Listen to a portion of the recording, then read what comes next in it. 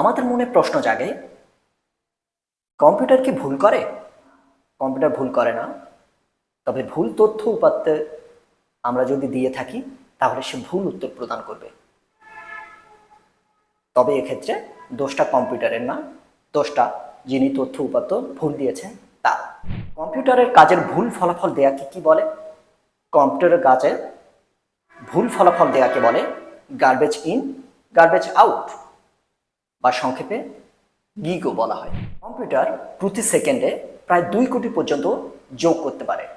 Computer একটি নির্দেশ সম্পাদন করতে 1 ন্যানোসেকেন্ডের মতো সময়ের প্রয়োজন হয়। 1 ন্যানোসেকেন্ড কি?